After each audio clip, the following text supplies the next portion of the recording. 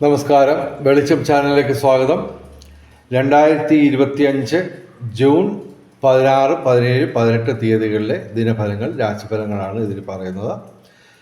ഒരു ദിവസം നമ്മൾ മിനിമം അറിഞ്ഞിരിക്കേണ്ട ജ്യോതിഷ വിവരങ്ങൾ ഏറ്റവും ചുരുക്കിയാണ് ഇതിൽ പറയാൻ ശ്രമിക്കുന്നത്. 12 രാശിക്കാരെ കുറിച്ച് പറയുന്നുണ്ട്. ഇതിൻ്റെ കറക്റ്റ് ടൈമിങ് പറയുകയാണെങ്കിൽ ജൂൺ 16 ഉച്ചയ്ക്ക് 1:09, അതായത് 1:09 PM മുതൽ ജൂൺ 18 വൈകിട്ട് 6:35 PM വരെയുള്ള കാലയളവിലെ ഫലങ്ങളാണ് ഇത് പറയുന്നത്. പിന്നെ ഇതിൽ ബോറടിപ്പിക്കുന്ന കാര്യം പറയാം. അതായത് ഈ ജ്യോതിഷം പറയുന്നതിന് ദക്ഷിണ കൊടുക്കുന്ന ഒരു ആചാരമുണ്ട്. ദക്ഷിണ കൊടുത്തില്ലേലും വലിയ കുഴപ്പമൊന്നുമില്ല, എങ്കിലും 1-2% ഫലപ്രാപ്തി കുറയും. അപ്പോൾ ഞങ്ങൾ പണമായിട്ട് ദക്ഷിണ ചോദിക്കുന്നതിന് പകരം ദയവായി ഞങ്ങളുടെ ചാനൽ സബ്സ്ക്രൈബ് ചെയ്യുക. നേരത്തെ സബ്സ്ക്രൈബ് ചെയ്തവർ ലൈക്ക് ചെയ്യുക, ഷെയർ ചെയ്യുക, കമൻറ്റ് ചെയ്യുക. ഓക്കെ. ആദ്യം മേടം രാശി, അശ്വതി ഭരണി കാർത്തിക ആദ്യ പാദം. മേടം രാശിക്ക് ഗുണാധിക്യമാണ്. ഇവിടെ ശനി മാത്രമാണ് ഡയറക്റ്റായിട്ട് പ്രതികൂലമായിട്ടുള്ളത്. ഏകദേശം 3 ഗ്രഹങ്ങൾ ഗുണദോഷ സമ്മിശ്രമായിട്ടും 5 ഗ്രഹങ്ങൾ ഡയറക്റ്റായിട്ട് അനുകൂലമായിട്ട് നിൽക്കുന്നു. അപ്പോൾ ഇവിടെ സൂര്യൻ ബുധനോടൊപ്പം നിഗൂഢ യോഗത്തോടുകൂടി അനുകൂലമായിട്ട് നിൽക്കുകയാണ് 3-ാം ഭാവത്തിൽ. അപ്പോൾ തൊഴിൽ ലാഭം ഈ മിഥുനമാസം മുഴുവൻ ഉണ്ടാവും. പിതൃഗുണം, സന്താന നേട്ടം. പിന്നെ ഇവിടെ ശുക്രൻ അനുകൂലമാണ്. അതുപോലെ തന്നെ ചന്ദ്രനും അനുകൂലമാണ്. അപ്പോൾ ദേഹസുഖം, മനസ്സുഖം, ശാരീരിക മാനസിക അസ്വസ്ഥതകളൊക്കെ നീങ്ങിത്തുടങ്ങും. പിന്നെ സർപ്പം അനുകൂലമായിട്ട് നിൽക്കുന്നു. 11-ാം ഭാവത്തിൽ ലാഭസ്ഥാനത്ത് ചന്ദ്രനും ഉണ്ട്. പക്ഷേ സംഭവം അവിടെ ഗ്രഹണദോഷം സംഭവിക്കുന്നു, അതിവിടെ പരിഗണിക്കുന്നില്ല. എന്തായാലും മോശമല്ലാത്ത രീതിയിൽ പൂർവികരുടെ അനുഗ്രഹം കിട്ടും. പിന്നെ ഈ ഭാഗ്യപരീക്ഷണങ്ങളിൽ നേട്ടമുണ്ടാവും. വിവിധ സ്രോതസ്സിൽ നിന്നും ധനവരവുണ്ടാവും.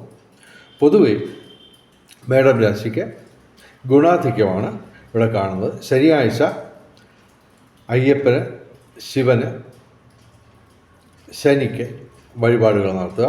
അപ്പോൾ ഈ 7 ശനിയുടെ ദോഷം പരമാവധി കുറഞ്ഞു കിട്ടും. പിന്നെ ഇടവൻ രാശി എന്ന് പറയുമ്പോൾ കാർത്തിക അവസാന 3 പാദം, രോഹിണി, മകയിരം ആദ്യ 2 പാദം. ഇടവൻ രാശിക്കും ഗുണാധിക്യമാണ് കാണുന്നത്. ചൊവ്വ മാത്രമാണ് ഡയറക്റ്റായിട്ട് പ്രതികൂലമായിട്ട് നിൽക്കുന്നത്. ചൊവ്വാഴ്ച മുരുകക്ഷേത്രത്തിലെ വഴിപാടുകൾ നടത്തുക. ഇവിടെ ശനിയും വ്യാഴവും അനുകൂലമാണ്. ബുധനും ശുക്രനും ചന്ദ്രനുമൊക്കെ അനുകൂലമാണ്. 5 ഗ്രഹങ്ങൾ അനുകൂലമാണ്. സർവകാര്യ വിജയം, സാങ്കേതിക രംഗത്ത് മേന്മകൾ, സർവവിധ സൗഭാഗ്യം, ഭൗതിക ലൗകിക സുഖങ്ങൾ, അതുപോലെ തന്നെ വിവിധ സ്രോതസ്സിൽ നിന്ന് ധനവരവ്, അതുപോലെ തന്നെ ബുധനും ശുക്രനും അനുകൂലമായതുകൊണ്ട് നമുക്ക് കലാസാഹിത്യ രംഗത്തും ബൗദ്ധിക രംഗത്തും വിദ്യാഭ്യാസ രംഗത്തും ഉയർച്ചയുണ്ടാവും. വ്യാഴവും ശുക്രനും അനുകൂലം. അപ്പോൾ ബന്ധങ്ങൾ ഊഷ്മളമാവും, സുദൃഢമാവും, പുതിയ സുഹൃത്തുക്കളെ ലഭിക്കാം. പൊതുവെ ഇടവൻ രാശിക്ക് ഗുണാധിക്യമാണ് കാണുന്നത്. ഇനി മിഥുനം രാശി എന്ന് പറയുമ്പോൾ മകയിരം അവസാന 2 പാദം, തിരുവാതിര, പുണർദം ആദ്യ 3 പാദം. മിഥുനം രാശിക്ക് ഗുണദോഷ സമ്മിശ്രമാണെന്ന് പറയാം. എങ്കിലും വ്യാഴവും ശനിയുമൊക്കെ പ്രതികൂലമാണ്. സൂര്യനും ബുധനും പ്രതികൂലമാണ്. അപ്പോൾ ഇവിടെ ലഗ്നത്തിൽ സൂര്യൻ നിൽക്കുന്നു. അപ്പോൾ ശാരീരിക മാനസിക അസ്വസ്ഥതകൾ ഉണ്ടാവാം. ആഴ്ചയിൽ എല്ലാ ദിവസവും ക്ഷേത്ര ദർശനം നടത്തുക. പറ്റുന്ന എല്ലാ ക്ഷേത്രങ്ങളിലും വഴിപാടുകളും നടത്തുക. ഇവിടെ ഇവർക്ക് അനുകൂലമായിട്ട് നിൽക്കുന്നത് 4 ഗ്രഹങ്ങളാണ്. ചൊവ്വ പ്രധാനമായിട്ടും അനുകൂലമായിട്ട് നിൽക്കുന്നു. ശിഖയും സർപ്പവും അനുകൂലമായിട്ട് നിൽക്കുന്നു. ശുക്രനും അനുകൂലമാണ്. 11ാം ഭാവത്തിലാണ് ശുക്രൻ നിൽക്കുന്നത്. അപ്പോൾ വിവിധ സ്രോതസ്സിൽ നിന്ന് ധനവരവുണ്ടാവും. രാഷ്ട്രീയ രംഗത്തും പൊതുരംഗത്തും ഉയർച്ചയുണ്ടാവും. എങ്കിലും നിങ്ങൾ ദിവസവും ക്ഷേത്ര ദർശനം നടത്തി മന്ത്രജപങ്ങളും മറ്റ് ദാനധർമാദികളും കർമ്മത്തിൽ പാലിക്കേണ്ട വിശുദ്ധിയൊക്കെ അനുഷ്ഠിച്ച് ഈശ്വരനായിട്ട് ചേർന്ന് നിന്നാലേ ഈ ഫലങ്ങൾ അനുഭവവേദ്യമാവൂ. ഭൂമി ക്രയവിക്രയങ്ങളിലൂടെ നേട്ടമുണ്ടാവും. പൂർവികരുടെ അനുഗ്രഹം ഉണ്ടാവും. അപ്പം സർപ്പവും ചൊവ്വയും അനുകൂലമാവുമ്പോൾ നമുക്കിവിടെ പൂർവിക സ്വത്ത് ലഭിക്കാം. കൃഷിയിൽ നിന്നുള്ള ആദായം വർദ്ധിക്കും. നിയമപരമായ പ്രശ്നങ്ങൾ ഉണ്ടാവുമെങ്കിലും, പ്രത്യേകിച്ച് തൊഴിലിടങ്ങളിൽ പ്രശ്നങ്ങൾ ഉണ്ടാവുമെങ്കിലും അതൊക്കെ ഇവർക്ക് മറികടക്കാൻ പറ്റും. തീർച്ചയായിട്ടും എല്ലാ ദിവസവും ക്ഷേത്ര ദർശനം നടത്തുക. മിഥുനൻ രാശിക്ക് ഈ ഗുണദോഷ സമ്മിശ്രം എന്നുള്ളത് ഈശ്വരനുമായിട്ട് ചേർന്ന് നിന്നാൽ ഗുണാധിക്യം നേടിയെടുക്കാൻ പറ്റുന്നതാണ്. ഇനി കർക്കിടകം രാശിക്ക് അല്പം ദോഷാധിക്യമുള്ള ദിവസങ്ങളാണ്. കർക്കിടകം രാശി എന്ന് പറയുമ്പോൾ പുണർദം, അവസാന പാദം, പൂയായില്യം. അതായത് ഡയറക്റ്റായിട്ട് ഒരു ഗ്രഹവും ഇല്ല. കൂടാതെ സൂര്യൻ, ബുധൻ, വ്യാഴം, ചന്ദ്രൻ, സർപ്പം ഇവ ഡയറക്റ്റായിട്ട് പ്രതികൂലവുമാണ്. ബാക്കിയുള്ള ഗ്രഹങ്ങൾ ഗുണദോഷ സമ്മിശ്രമായിട്ട് നിൽക്കും. അപ്പോൾ എല്ലാ ദിവസവും ക്ഷേത്രദർശനം, മന്ത്രജപങ്ങൾ, ദാനധർമാദികൾ, കർമ്മത്തിൽ പാലിക്കേണ്ട വിശുദ്ധി ഇവയൊക്കെ അനുഷ്ഠിച്ച് ഈശ്വരനായിട്ട് ചേർന്ന് നിന്നാൽ ഈ ദോഷാധിക്യം മറികടക്കാൻ പറ്റും. കർക്കിടകം രാശിക്കാർക്ക് ഈശ്വരൻ്റെ ഗുരുവായൂരപ്പൻ്റെ അനുഗ്രഹം കിട്ടാൻ പ്രത്യേകം പ്രാർത്ഥിക്കുന്നു. ഇനി ചിങ്ങം രാശി, മകം, പൂരം, ഉത്രം, ആദ്യപാദം. ചിങ്ങം രാശിക്ക് ഗുണാധിക്യമാണ് കാണുന്നത്. എന്നാൽ അഷ്ടമത്തിൽ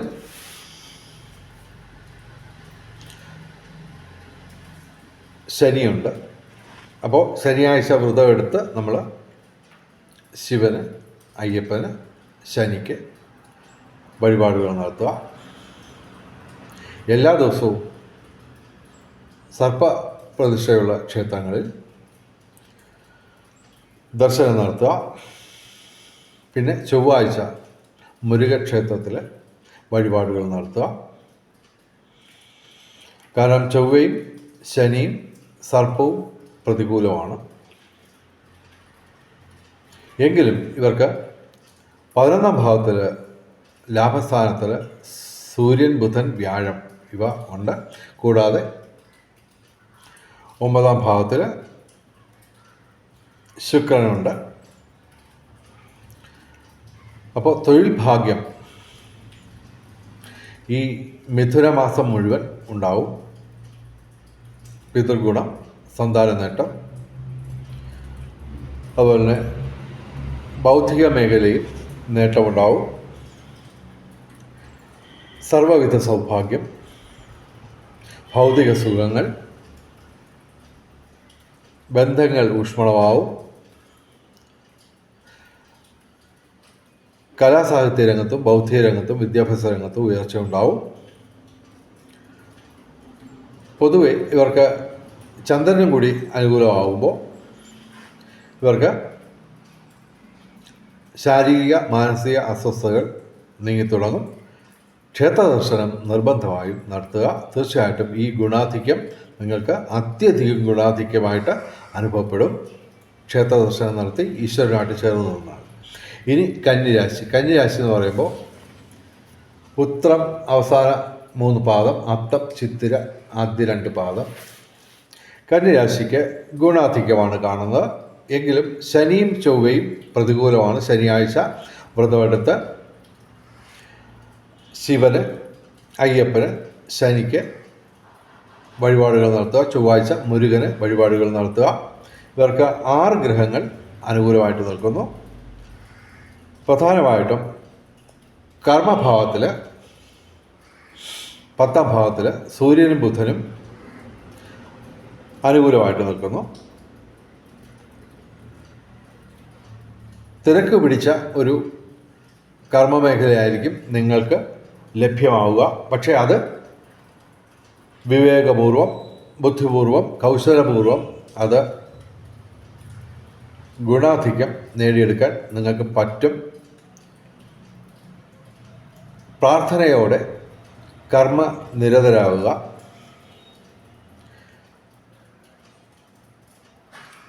തൊഴിൽ ലാഭം, പിതൃഗുണം, സന്താന നേട്ടം, കൂടാതെ കലാസാഹിത്യ രംഗത്തും ബൗദ്ധിക രംഗത്തും വിദ്യാഭ്യാസ രംഗത്തും ഉയർച്ചയുണ്ടാവും. ഭാഗ്യപരീക്ഷണങ്ങളിൽ നേട്ടമുണ്ടായേക്കാം. വിവിധ സ്രോതസ്സിൽ നിന്ന് ധനവരവുണ്ടാവും. ഇനി തുലാം രാശി. ചിത്തിര അവസാന 2 പാദം, ചോതി, വിശാഖം ആദ്യ 3 പാദം. തുലാം രാശിക്ക് പ്രതികൂലമായിട്ട്, ഡയറക്റ്റായിട്ട് പ്രതികൂലമായിട്ട് ഒരു ഗ്രഹവുമില്ല. ശുക്രൻ 7-ൽ ഗുണദോഷ സമ്മിശ്രമായിട്ടുള്ള ഫലമാണ് ഞങ്ങൾ പറയുന്നത്. സൂര്യനും ബുധനും 9ാം ഭാവത്തിൽ ഗുണദോഷ സമ്മിശ്രമായിട്ട് ഫലം തരും. ബാക്കി എല്ലാ ഗ്രഹങ്ങളും ഡയറക്റ്റായിട്ട് അനുകൂലവുമാണ്. സർവകാര്യ വിജയം, സർവവിധ സൗഭാഗ്യം, രാജകീയ സുഖഭോഗങ്ങൾ, അപ്രതീക്ഷിത ധനലാഭങ്ങൾ, അപ്രതീക്ഷിത സൗഭാഗ്യങ്ങൾ ഇവയൊക്കെ അനുഭവപ്പെടും. അതുപോലെ തന്നെ ചൊവ്വ അനുകൂലമായതിനാൽ രാഷ്ട്രീയ രംഗത്തും പൊതുരംഗത്തും ഉയർച്ചയുണ്ടാവും. കൃഷി, റിയൽ എസ്റ്റേറ്റ് മേഖലയിൽ ധനവരവുണ്ടാവും. അതുപോലെ തന്നെ നിയമപരമായ പ്രശ്നങ്ങൾ ഉണ്ടായാലും അത് മറികടക്കാൻ ഇവർക്ക് സാധിക്കും. പൊതുവെ ഇവർക്ക് ഗുണാധിക്യമാണ് കാണുന്നത്. ഭാഗ്യപരീക്ഷണങ്ങളിൽ പ്രയോജനമുണ്ടാവും. ശാരീരിക മാനസിക അസ്വസ്ഥതകൾ ഏതാണ്ട് ഇല്ലാതാവും. ഇവിടെ തുലാം രാശിക്ക് അത്യധികം ഗുണാധിക്യമുള്ള ദിവസങ്ങളാണ് ഞങ്ങൾ പ്രെഡിക്റ്റ് ചെയ്യുന്നത്. ഇനി വൃശ്ചികം രാശി. വൃശ്ചികം രാശി എന്ന് പറയുമ്പോൾ വിശാഖം അവസാന പാദം, അനിഴം തൃക്കേട്ട. വൃശ്ചികം രാശിക്ക് ഗുണദോഷ സമ്മിശ്രമാണ്. സൂര്യനും വ്യാഴവും അഷ്ടമത്തിലാണ്. ബുധൻ അഷ്ടമത്തിൽ അനുകൂലമായിട്ടുള്ള ഫലം തരും. എങ്കിലും ഞായറാഴ്ച ശിവക്ഷേത്രത്തിലും വ്യാഴാഴ്ച മഹാവിഷ്ണു ക്ഷേത്രത്തിലും ദർശനം നടത്തി വഴിപാടുകൾ നടത്തുക. ചൊവ്വയും ബുധനും ഇവർക്ക് അനുകൂലമാണ്. ബാക്കി ഗ്രഹങ്ങൾ ഗുണദോഷ സമ്മിശ്രമായിട്ടുള്ള ഫലം തരും. ഇവർക്ക് ഈശ്വരനുമായിട്ട് ചേർന്ന് നിന്നു കഴിഞ്ഞാൽ ഗുണാധിക്യം നേടിയെടുക്കാൻ പറ്റും. രാഷ്ട്രീയ രംഗത്തും പൊതുരംഗത്തുമൊക്കെ ഉയർച്ചയുണ്ടാവും. നിയമപരമായ പ്രശ്നങ്ങൾ മറികടക്കാൻ പറ്റും. കൃഷി, റിയൽ എസ്റ്റേറ്റ് മേഖലയിൽ നേട്ടമുണ്ടാവും. ബൗദ്ധിക മേഖലയിലും നേട്ടമുണ്ടാവും. വൃശ്ചികം രാശിക്ക് ഗുണദോഷ സമ്മിശ്രമാണ്. ഇനി ധനുരാശി. ധനുരാശി എന്ന് പറയുമ്പോൾ മൂലം, പൂരാട, ഉത്രാടം ആദ്യ പാദം. ധനുരാശിക്ക് ഗുണാധിക്യമാണ് കാണുന്നത്. ശനി മാത്രമാണ് പ്രതികൂലമായിട്ട് നിൽക്കുന്നത്. അപ്പോൾ ഇവർ ശനിയാഴ്ച വ്രതമെടുത്ത്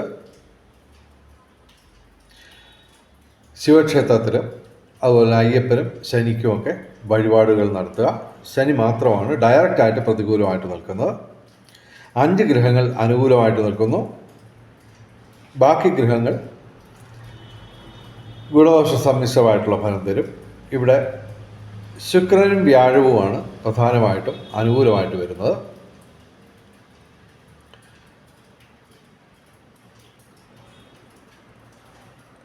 അപ്പോൾ ഇവർക്ക് ബന്ധങ്ങൾ ഊഷ്മളമാവും, പുതിയ സുഹൃത്തുക്കളെ ലഭിക്കും, വിവിധ സ്രോതസ്സിൽ നിന്ന് ധനവരവ് ഉണ്ടാവും,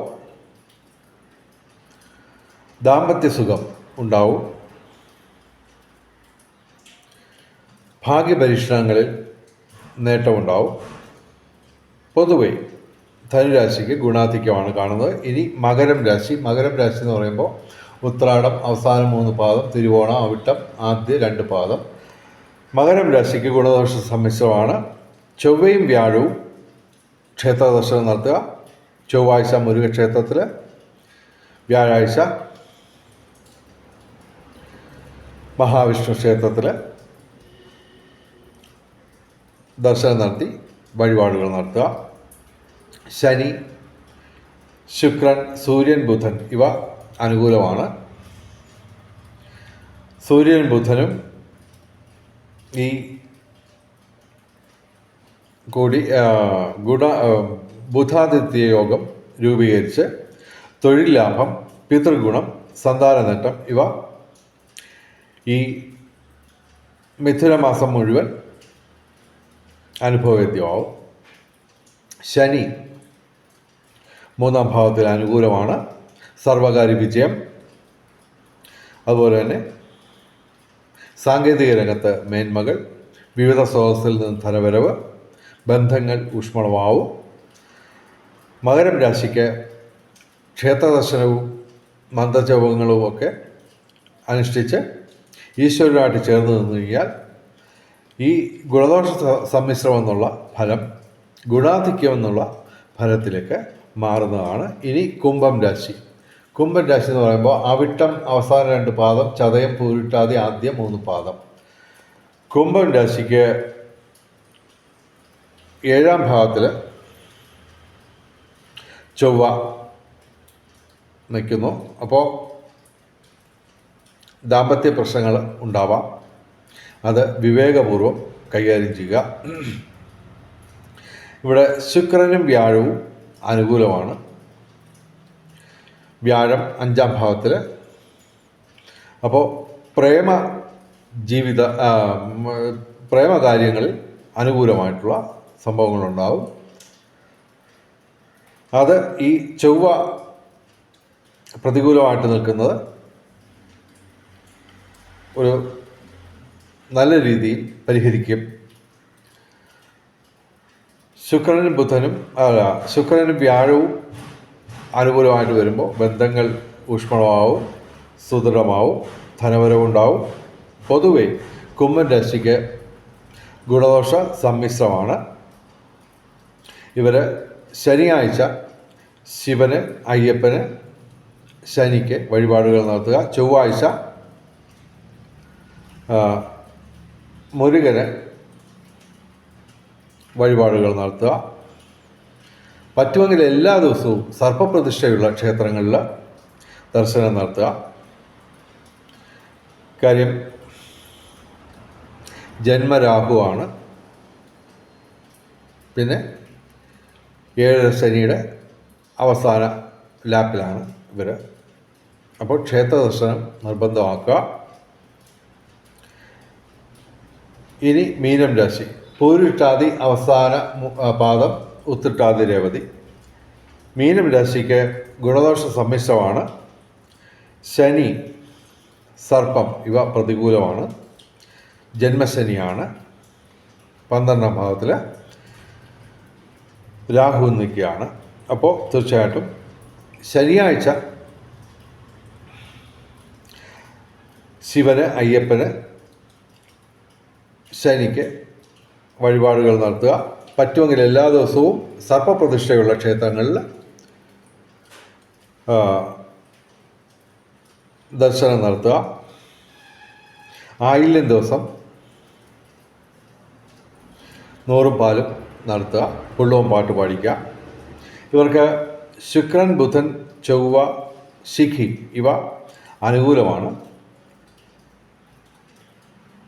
ക്ഷേത്ര ദർശനം നടത്തി ഈശ്വരനുമായിട്ട് ചേർന്ന് നിന്നു കഴിഞ്ഞാൽ ഇവർക്ക് രാഷ്ട്രീയ രംഗത്തും പൊതുരംഗത്തും ഉയർച്ച ഉണ്ടാവും.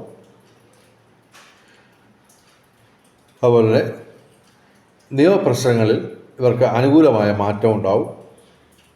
ശുക്രനും ബുധനും അനുകൂലമായതിനാൽ കലാസാഹിത്യ രംഗത്തും ബൗദ്ധിക രംഗത്തും വിദ്യാഭ്യാസ രംഗത്തും ഉയർച്ചയുണ്ടാവും.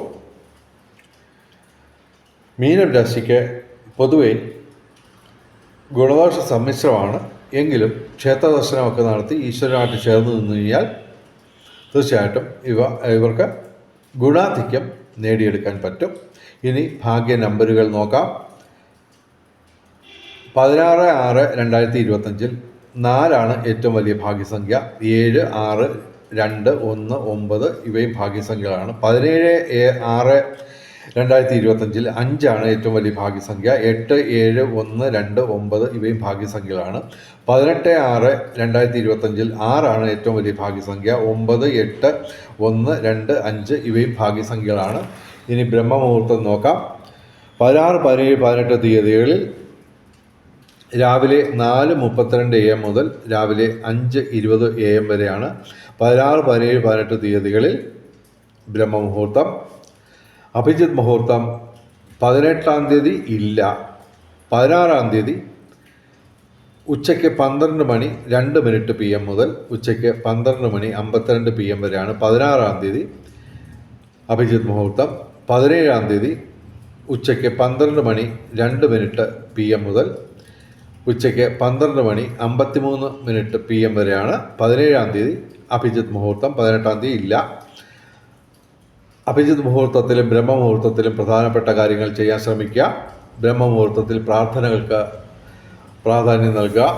ഇനി രാഹുകാലം നോക്കാം. 16-ാം തീയതി രാവിലെ 7:42 AM മുതൽ രാവിലെ 9:17 AM വരെയാണ് 16-ാം തീയതി രാഹുകാലം. 17-ാം തീയതി ഉച്ചയ്ക്ക് ശേഷം 3:37 PM മുതൽ 5:12 PM വരെയാണ് 17-ാം തീയതി രാഹുകാലം. 18-ാം തീയതി ഉച്ചയ്ക്ക് 12:28 PM മുതൽ 28 PM മുതൽ ഉച്ചയ്ക്ക് 2:02 PM വരെയാണ് 18-ാം തീയതി രാഹുകാലം. രാഹുകാലത്ത് പ്രധാനപ്പെട്ട കാര്യങ്ങളിൽ നിന്ന് വിട്ടുനിൽക്കുക. അതുപോലെ തന്നെ യാത്രകൾ ഒഴിവാക്കുക. ഇനി ഭാഗ്യ നിറങ്ങൾ നോക്കാം. 16-ാം തീയതി തിങ്കളാഴ്ച നീല, 17-ാം തീയതി ചൊവ്വാഴ്ച ചുവപ്പ്, 18-ാം തീയതി ബുധനാഴ്ച പച്ച, അല്ലെങ്കിൽ ഇവയുടെ ഇളം നിറങ്ങൾ അല്ലെങ്കിൽ ഈ ഡിസൈനുള്ള വസ്ത്രങ്ങൾ ധരിച്ചാൽ ഭാഗ്യവർദ്ധന ഉണ്ടാവുന്നതാണ്. വെളിച്ചം ചാനലിലെ മുഴുവൻ പ്രേക്ഷകർക്കും സർവകാര്യ വിജയം, സർവ്വവിധ സൗഭാഗ്യം, രാജകീയ സുഖഭോഗങ്ങൾ, അപ്രതീക്ഷിത ധനലാഭങ്ങൾ, അപ്രതീക്ഷിത സൗഭാഗ്യങ്ങൾ ഇവ ഗുരുവായൂരപ്പൻ അനുഗ്രഹിച്ചു തന്ന് എല്ലാവരുടെയും ജീവിതത്തിൽ വെളിച്ചവും ഐശ്വര്യവും സമ്പൽ സമൃദ്ധിയും വന്നു ചേരട്ടെ എന്ന് പ്രാർത്ഥിച്ചുകൊണ്ട് ഈ വീഡിയോ അവസാനിപ്പിക്കുന്നു. നമസ്കാരം. ശുഭദിനം.